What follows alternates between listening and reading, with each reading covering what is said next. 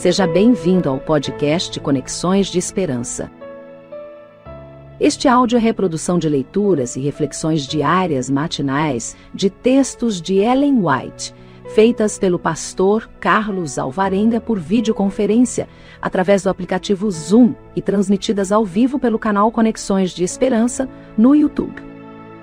Nosso desejo é que sua experiência com Deus seja enriquecida com o que você vai ouvir a seguir.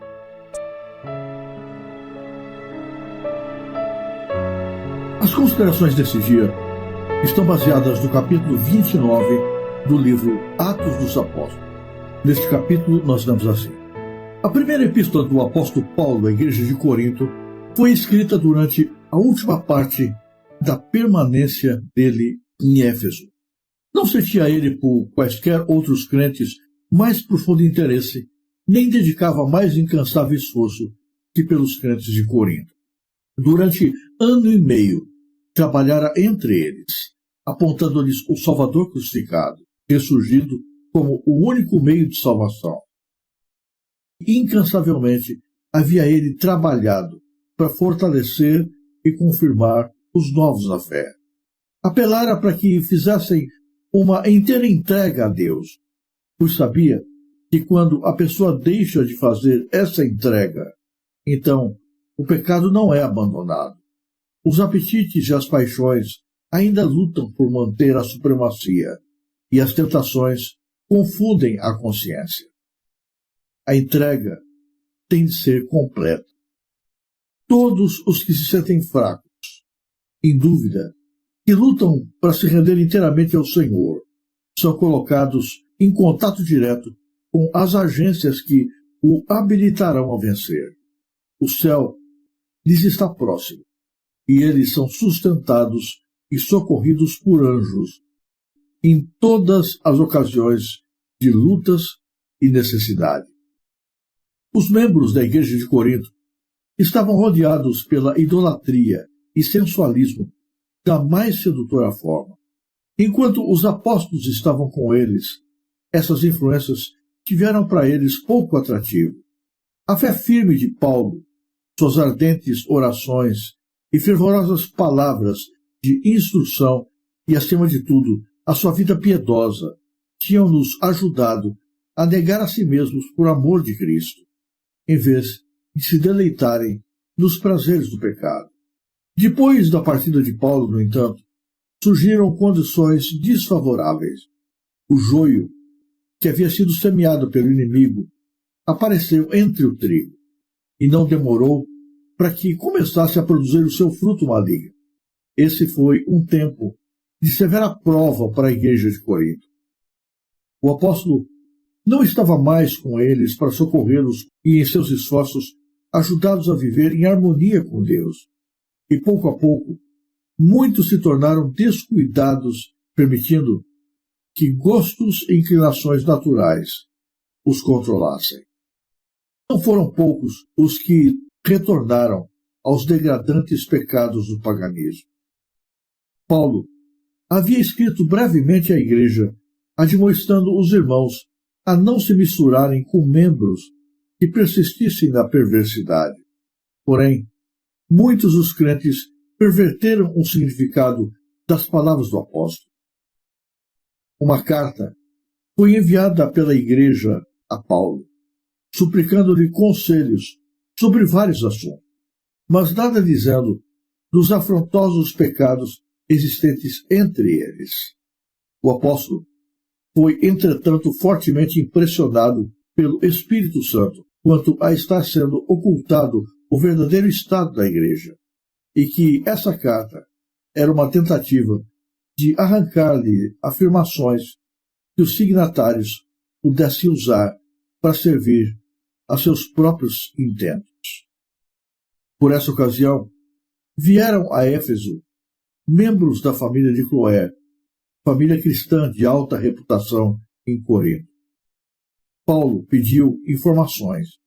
Eles disseram que a igreja estava dividida. As dissensões que surgiram no tempo da visita de Apolo haviam aumentado grandemente. Falsos mestres estavam levando os membros a desprezar as instruções de Paulo. As doutrinas e ordenanças do Evangelho haviam sido pervertidas. Orgulho, idolatria e sensualismo estavam constantemente tomando vulto entre os que uma vez haviam sido zelosos na sua vida cristã. Sendo-lhe esse quadro apresentado, Paulo viu que seus maiores temores tinham mais que se realizado, mas não deu, por isto, lugar ao pensamento de que a obra tinha sido um fracasso. Com angústia de coração e com muitas lágrimas, ele procurou o conselho de Deus.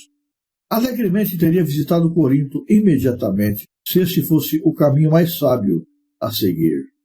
Mas ele sabia que em sua presente condição os crentes não tirariam proveito de seu trabalho. Pelo que enviou Tito a fim de lhe preparar caminho para uma visita pessoal mais tarde.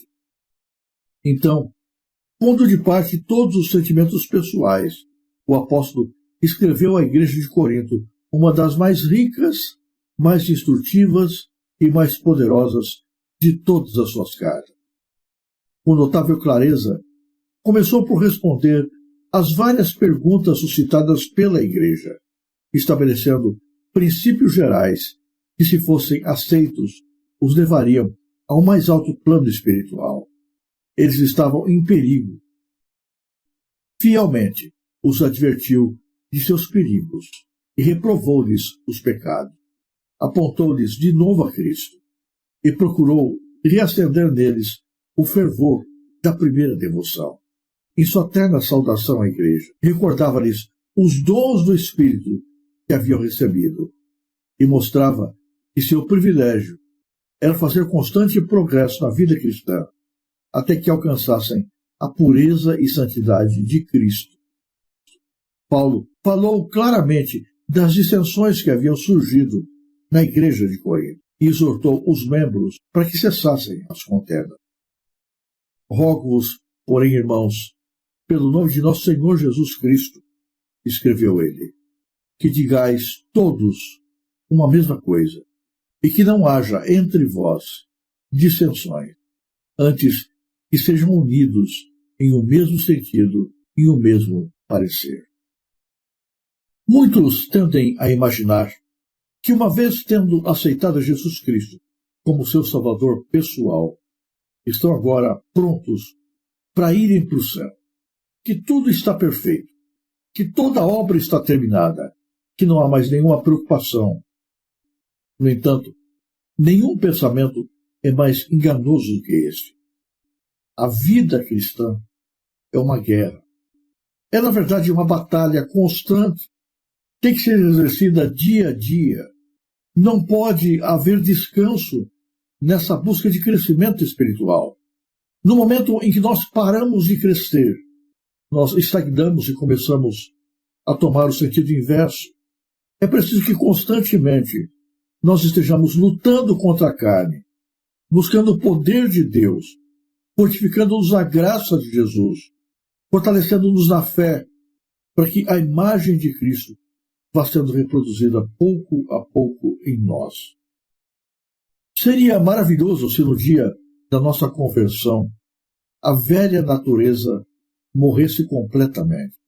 Mas não é isso que acontece.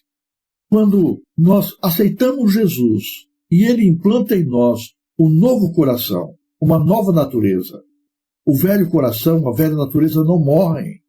Eles ficam obliterados, mas ainda permanecem latentes e devem ser vencidos dia a dia através do alimentar-se da palavra de Deus e do relacionamento com Ele. A velha natureza só vai morrer quando nós somos purificados plenamente do pecado, quando a glorificação acontecer em nossa vida. Até lá, há uma luta constante dentro de nós. A carne luta contra o espírito, o velho homem luta contra a nova natureza implantada por Cristo. Qual vai vencer? Aquela que alimentamos mais. E é por isso que Satanás procura tanto nos distrair, de tal maneira que a gente esteja muito preocupado com as coisas daqui, buscando as coisas desta vida, desta terra, e não as de Deus.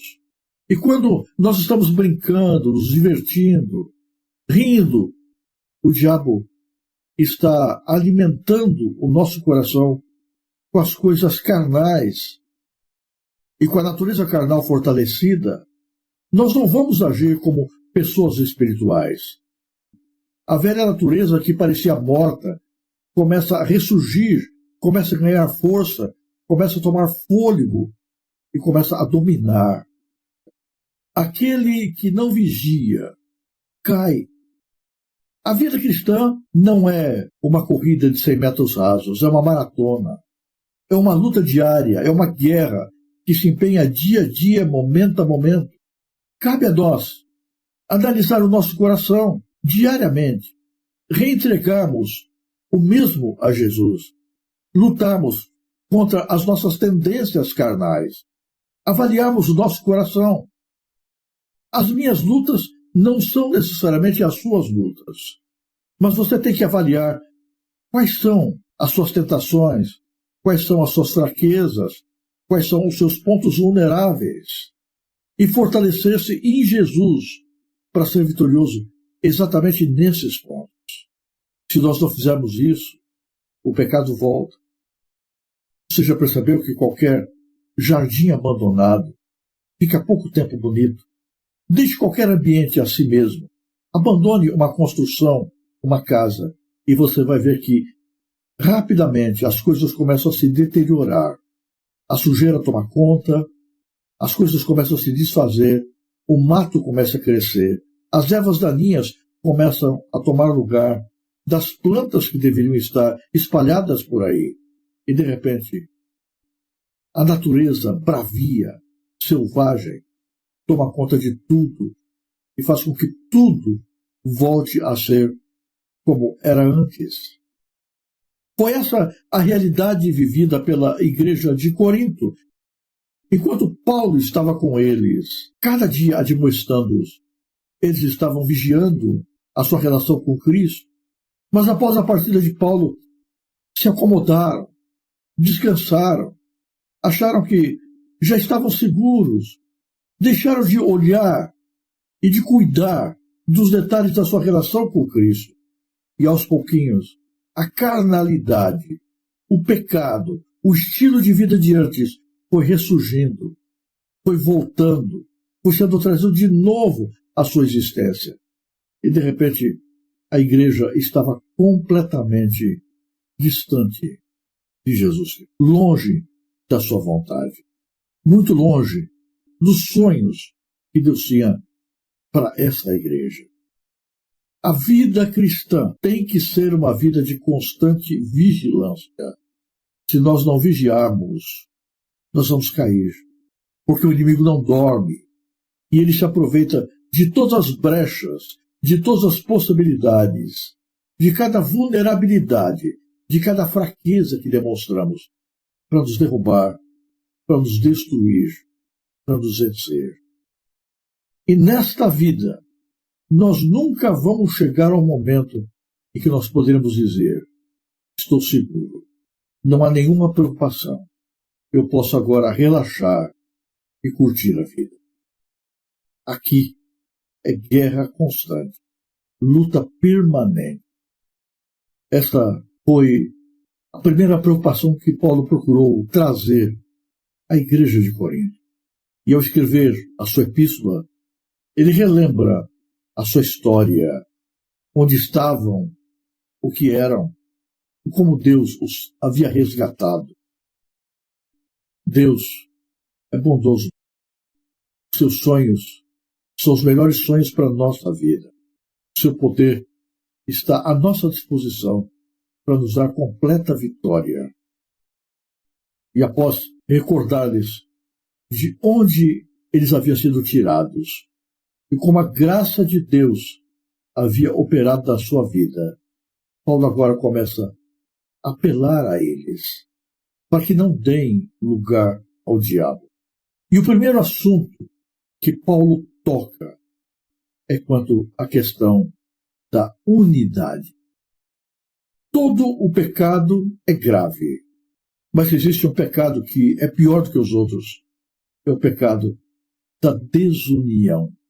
Juntos, unidos, uns com os outros e todos com Jesus, nós somos mais fortes. Nós não fomos criados para vivermos isolados, sozinhos. Nós precisamos uns dos outros. Por isso Deus estabeleceu a igreja, a comunidade cristã, onde nós nos fortalecemos mutuamente, onde nós encontramos, na troca de experiências, de companhia, de vivência, de informações, mais forças, mais poder para vencermos o mal. Satanás sabe disso. E por isso, justamente porque ele sabe que é muito difícil você romper uma corda, mesmo que seja fácil arrebentar um fio quando está sozinho, trabalha constantemente para roubar a unidade de nós. O diabo espalha no nosso meio fofocas, rumores, coloca dúvidas, questionamentos, coloca uns contra os outros e dessa maneira visa atrapalhar a operação de Deus na nossa vida. Muitas são as razões que levam os cristãos a se dividirem. Algumas razões podem ser ou parecer mais sérias, outras mais triviais. Mas não importa a motivação, há perigo na divisão. A igreja unida tem a bênção do Senhor, mas quando se divide, Deus não pode operar por intermédio dela. Por isso, o grande mal que o diabo traz para o povo de Deus é a divisão. É desfacelar a igreja em facções, em panelinhas. É subdividir a igreja em grupos. Paulo adverte fortemente contra isso e conclama todos os crentes a estarem unidos em Jesus.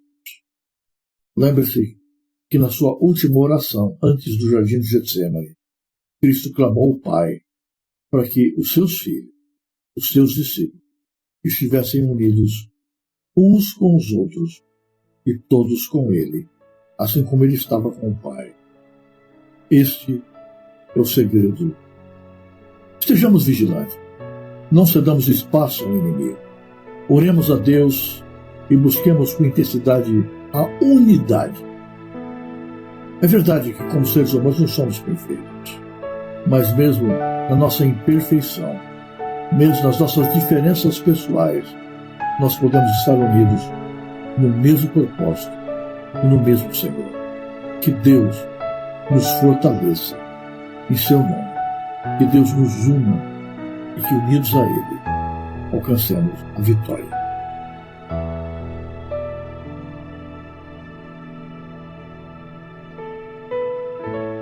Se você apreciou este áudio, inscreva-se no canal para continuar conosco nesta jornada de crescimento espiritual. E se puder, não se esqueça de compartilhar com outras pessoas.